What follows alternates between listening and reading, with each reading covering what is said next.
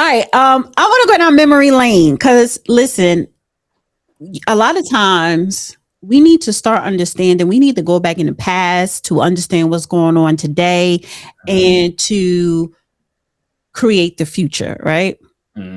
Because what they say, history always repeats itself. Yeah. And history always tells the truth of what's going on today as well.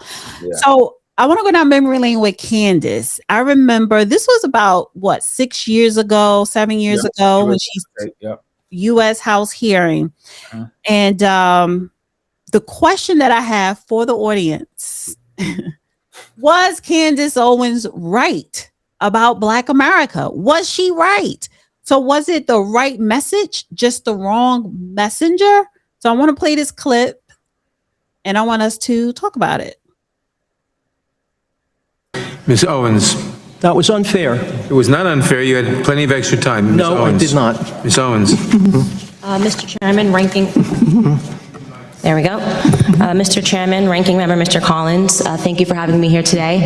I received word on my way in that many of the journalists were confused as to why I was invited, and none of them knew that I myself was the victim of a hate crime when I was in high school. That's something that very few people know about me because the media and the journalists and the left are not interested in telling the truth about me because I don't fit the stereotype of what they like to see in Black people. I'm a Democrat. I support the President of the United States, and I advocate for things that are actually affecting the Black community. I'm honored to be here today in front of you all because the person sitting behind me is my 75-year-old grandfather. I've always considered myself to be my grandfather's child, and I mean to say that my sense of humor, my passion, and my work ethic all comes from the man that is sitting behind me. My grandfather grew up on a sharecropping farm in the segregated South. He grew up in an America where words like racism and white nationalism held real meaning under the Democrat Party's Jim Crow laws. My grandfather's first job was given to him at the age of 5 years old, and his job was to lay tobacco out to dry in an attic in the South. My grandfather has picked cotton, and he has also had experiences with a Democrat terrorist organization of that time, the Ku Klux Klan. They would regularly visit his home and they would shoot bullets into it. They had an issue with his father, my great-grandfather. During my formative years, I had the privilege of growing up in my grandfather's home. It's going to shock the committee, but not once, not in a single breath of a conversation did my grandfather tell me that I could not do something because of my skin color. Not once did my grandfather hold a gripe against the white man. I was simply never taught to view myself as a victim because of my heritage. I learned about faith in God, family, and hard work. Those were the only lessons of my childhood. There isn't a single adult today that in good conscience would make the argument that America is a more racist or a more white nationalist society than it was when my grandfather was growing up. And yet we're hearing these terms sent around today because what they want to say is that brown people need to be scared, which seems to be the narrative that we hear every 4 years right ahead of a presidential election. Here are some things we never hear. 75% of the Black boys in California don't meet state reading standards. In inner cities like Baltimore, within 5 high schools and 1 middle school, not a single student was found to be proficient in math or reading in 2016. The single motherhood rate in the Black community, which is at 23% in the 1960s when my grandfather was coming up, is at a staggering 74% today. I am guessing there will be no committee hearings about that. There are more Black babies aborted than born alive in cities like New York, and you have Democrat Governor Andrew Cuomo lighting up buildings to celebrate late-term abortions. I could go on and on. My point is that white nationalism did not do any of those things that I just brought up. Democrat policies did. Let me be clear. The hearing today is not about white nationalism or hate crimes. It's about fear-mongering, power, and control. It's a preview of a Democrat 2020 election strategy, same as the Democrat 2016 election strategy. They blame Facebook, they blame Google, they blame Twitter. Really, they blame the birth of social media, which has disrupted their monopoly on minds. They called this hearing because they believe that if it wasn't for social media, voices like mine would never exist, that my movement Blexit, which is inspiring Black Americans to leave the Democrat Party, would have never come about, and they certainly believe that Donald Trump would not be in office today. Looking on the next thing to focus on now that the Russian collusion hoax has fallen apart. What they won't tell you about the statistics and the rise of white nationalism is that they've simply changed the data set points by widening the definition of hate crimes and upping the number of reporting agencies that are able to report on them. What I mean to say is that they are manipulating statistics. The goal here is to scare blacks, Hispanics, gays, and Muslims into helping them censor dissenting opinions, ultimately into helping them regain control of our country's narrative, which they feel that they lost. They feel that President Donald Trump should not have beat Hillary. If they actually were concerned about white nationalism, they would be holding hearings on Antifa, a far-left, violent white gang who determined one day in Philadelphia in August that I, a black woman, was not fit to sit in a restaurant. They chased me out, they yelled race traitor to a group of black and Hispanic police officers who formed a line to protect me from their ongoing assaults.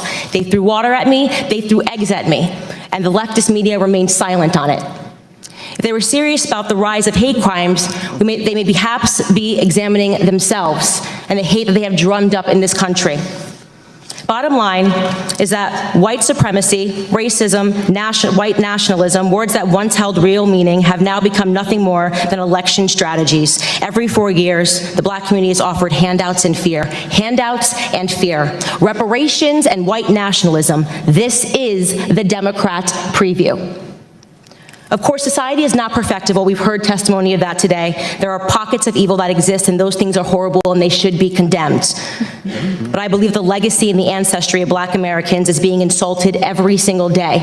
I will not pretend to be a victim in this country, and I know that that makes many people on the left uncomfortable. I want to talk about real issues in black America. I want to talk about real issues in this country and real concerns.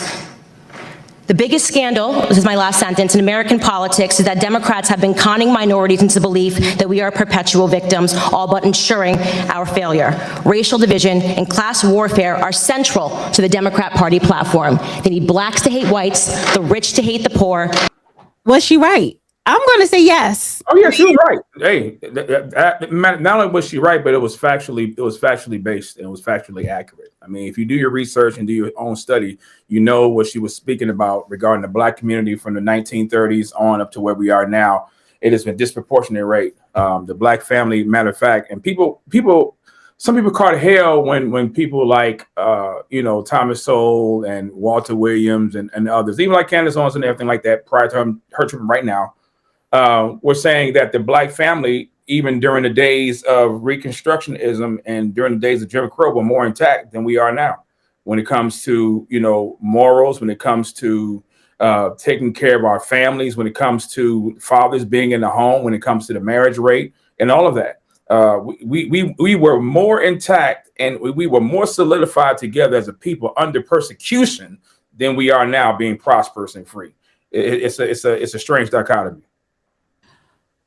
Well, yes, I do agree. It is strange, but it is a reason too. Now, part of that reason, one of the reasons for me is accountability, lack of accountability. I agree. And another reason is public policies, right? Absolutely. Yep. Public policies, for example, eminent domain, right? Mm-hmm. To me, eminent domain, when we talk about urban renewal, there are public policies that intentionally decimated or, dismantle black communities, because we have neighborhoods, but we really don't have black communities like we had. Now, when we were strong together, working together, we had limited support from state and federal. Mm-hmm. So we could not build wealth. Now that we have more freedoms, right, and we could build wealth is not being built because of lack of unity and community and public policies that were implemented to make sure that you don't really unite. And that's really, I'm going to save that to break that down in another show that I'm going to do. But just to swing back to her message, I remember when she was in front of Congress speaking at this hearing, and black people were not supporting her. Oh, no, they weren't. We did not have ADOS then, that hashtag. I don't think that was a thing. Not yet. FBA did not exist then. Mm-hmm.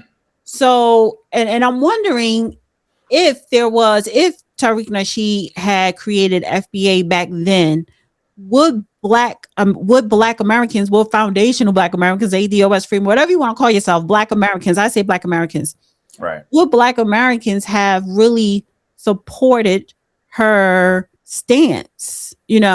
But she's right. Show me where what she said was wrong. Now, Right. I think she did say, the Ku Klux Klan is kind of no more. It's not visibly out there, but a lot of people carry that mentality, especially when they are related to people who were members, if they're not members themselves. Okay. But the Ku Klux Klan and that ideology is still active today, but they don't act out on their domestic terrorism like they did under, Jim Crow, Right. and prior to that. Right. So, you want to say something? I think even with what you're saying, I would agree with that. The problem that I see with regards to Candace is that the perception during that time, nobody was feeling her because they saw her as basically kowtowing to the white Republicans and to white people, and didn't represent the black community. So depending on who you would engage or talk to, like if you go to a barbershop or go to, you have a family function or whatever like that, you talk about Candace Owens, most of the people in the black community gonna look at you like you're crazy. Like, okay, why she be called a coon, be called a sellout or whatever, right? So because of the message that she speaks, even though it's right, black folk consider it as being a sellout, and you have to base it on the facts. What are the facts? What did she say that was wrong? Nothing she said was wrong. It can be debated about the KKK, and I would agree with you regarding the context. There's nuance to that. No, there's anybody walking around with white sheets and torches and riding out in the middle of the night, putting out, burning crosses in front of your yard. No, they're not doing that. There's other ways to be racist, and black folk can be racist too. But I digress with that. But you still have this mentality in the black community that conversations like you and I are having, we're holding black people accountable, and we're calling out the stuff that we see in our own community. In fact, folk will look at us and well, you up here, you hate your people. No, I don't hate my people. I love my people. I'm gonna love you enough to tell you the truth when we out of pocket and we off our square. But what she said was right, but depending on who you talk to will be the wrong, she will be considered as the wrong messenger. And I think that involves a lot of conversation just regarding the facts instead of the person. And I think one of the reasons why, because this was in 2019, 6 years ago, and this was the end of Trump's first term. He was running for re-election. Right. This is right before COVID shut down. Yep. So the Democrats already had their plan, and they were really executing it. And the reason why black people were not really supporting what she was saying during this time is because majority of black people were still on the Democrat plantation. Yeah. Now, when Trump ran in 2019, even though he allegedly lost to Biden in 2020, that's when you started seeing the shift of black people voting for Trump at a larger number, that 15%. And I think this. And then this election last year, it was like 25%, 20 to 25%. Yep. So it really started to change. She was still getting a lot of slack, but her message was a reflection of the 15% of black Americans voting for Trump in 2020. Right.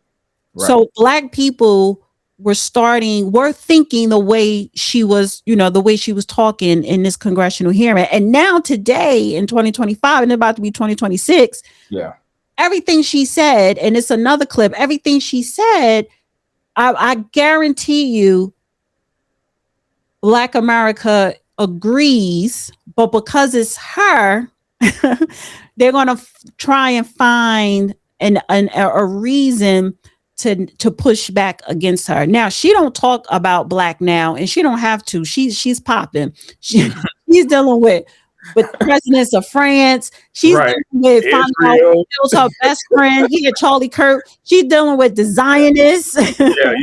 Yeah. Oh, she got over 5 million subs. She's the #1 podcaster in the world. Married with 3-4 kids by now. Married into wealth. Millionaire, multi-millionaire. Yeah. It's not even wealth and power. So she don't need black people. I don't think she was even using black people to get put on, even though that's how she got put on. But I just wanted to revisit this because it's like, I think sometimes we need to revisit these conversations and check in and see, okay, what are we doing today? Yeah. Do you think that there's a lot of gatekeeping still going on though within because she mentioned about being censored and being, basically this is also on the cusp of the cancel culture. I mean, you couldn't even talk about the shot, you couldn't talk about the election, you couldn't talk about any of that stuff. And so within our community, it's a lower population as far as percentage. Anybody that you was getting your channel was getting shut down. You had to go over to Rumble or go to Telegram. You see what I'm saying? So do you think that the gatekeeping? Do you think that the gatekeeping played a part in the information that could have even been a higher number of black people being informed than it was then? Definitely, because I think it's the gatekeeping that keeps black people in the Democrat Party. And myself personally, even with my platform, my YouTube channel, Real Dana, it's like I'm still trying to find my lane, my branding. And honestly, it goes back to this same thing, the same theme of the Black Republicans of Frederick Douglass, the Black Republicans of Reconstruction, because that's my ideology of being a Republican. And I'm sorry, even though that was a couple centuries ago, we really need to go back to that. We really need to remove ourselves the same way we were all majority Democrat, and you started to see the wave of black people voting. I mean, we were majority Republican, and you started to see the wave of black people voting Democrat under FDR in the 30s. But that was probably maybe 30%, but the majority of black Americans were still Republicans, but they voted for FDR, Democrat, at a higher number than ever before. And then in the 60s under JFK and Lyndon Johnson. Well, we didn't vote for Lyndon B. Johnson, but after, he signed the Civil Rights Act, it was 95% Democrat, right? So we need to make an exodus back to the Republican Party. It's only a two-party system. It's always going to be that. It's always going to be that. Yeah. Right. Yeah.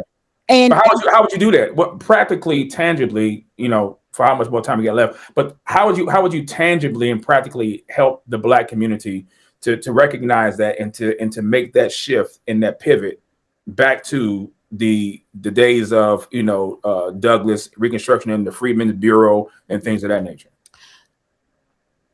I don't know. For me, I think I need to start doing more content to lay out my case as to why. And that's a whole lot of good content there.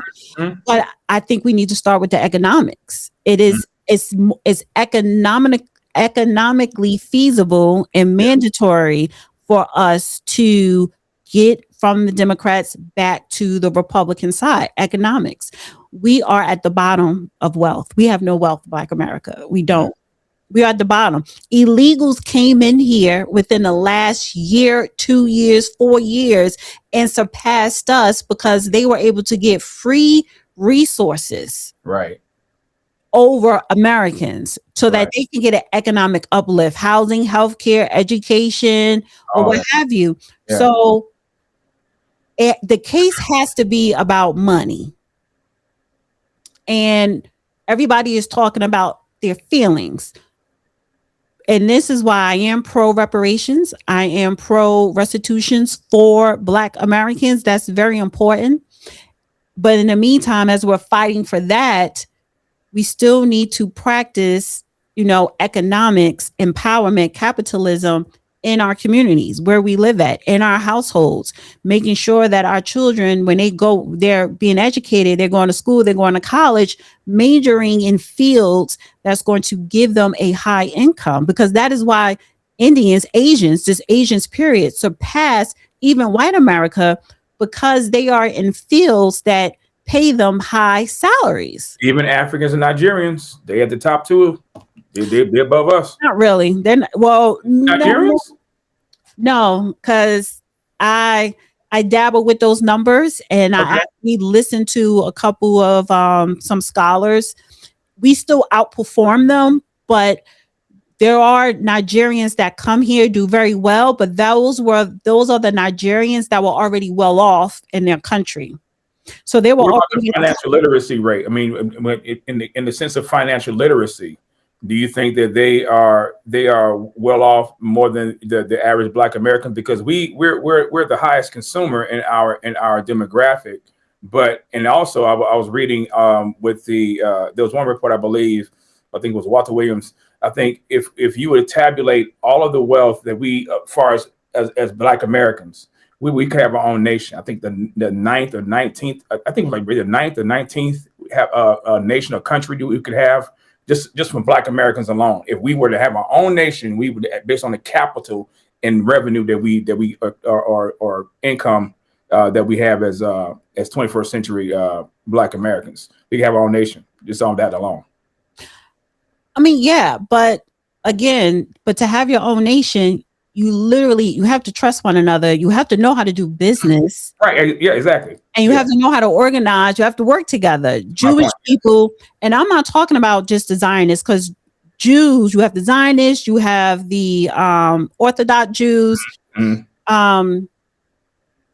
Let's just take the Orthodox Jews in upstate New York. They have created a pipeline in the state of New York, from the state of New York all the way down to Florida. Mm-hmm. You know, so and when I say pipeline, economic pipeline with trade, building houses, you know, when it comes to law enforcement, education, they have Jewish people in the state of New York. They have their own board of education, where they get funding from the state and federal government to fund their education. Mm-hmm. So, but that takes communities. They have their own policing, their own police force within their community in Brooklyn. So that takes working together. And that goes back. So when we talk about Black America, we have to work together. Yeah. In order to work together, we have to take accountability for our shortcomings. Which involves conversation and accountability and honesty. Right. And if you just want to run around here and cancel somebody because somebody critiquing somebody, you're never going to get anywhere. Right. All right. Good conversation. Listen, Seiko, honey, I will be having you back on, because next we got to talk about church and state, but I really appreciate you joining my platform, and I will see you soon. I appreciate it. Thank you again, Dana. And I want everyone, guys, go in the comment section and comment below, you know, is it time for Black Americans to go back to the Republican Party? And was Candace Owens right in 2019? Thank you, guys. See you in the next video. Bye. Dana with the data.